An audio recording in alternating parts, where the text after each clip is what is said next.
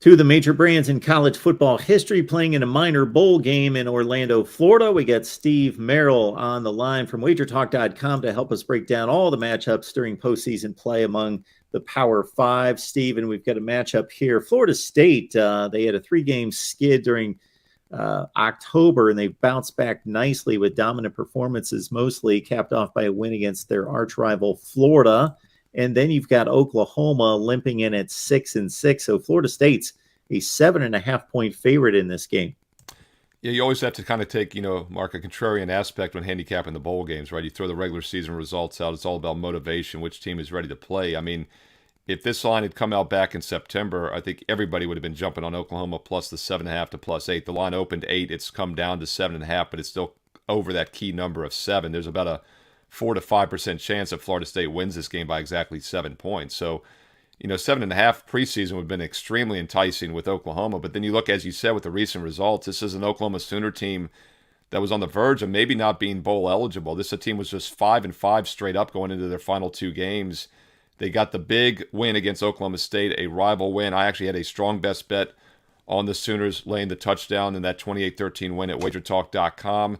I do think it was a little bit of a flat spot the following week when they lost outright 51-48 to Texas Tech, a high-scoring loss, which once again shows me that there probably wasn't much focus on defense. But defense has been the problem for Oklahoma this year. I think back to when they lost to Kansas State, they go down to TCU that following week. Horned Frogs put up over 50 on them. In fact, TCU had, I believe, either 4 or 5 touchdowns of over 60 yards, in the first half alone. Just big play touchdowns. We'll see if Florida State is able to do that. This was a pretty good offense this year, 36 points a game, almost 7 yards per play, almost 9 yards per pass, 5.5 yards per rush.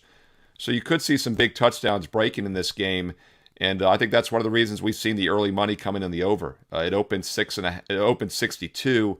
It's now up to 65 within a couple days. So I think the over makes sense here if Oklahoma can do their part offensively.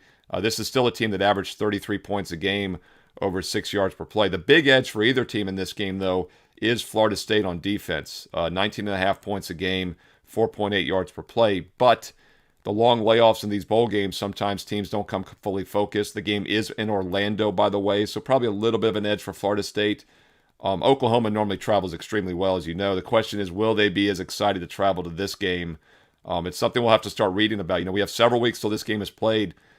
Dig between those headlines, the local papers, see how many fans are traveling, see how much of their ticket allotment is used. It's another good indicator.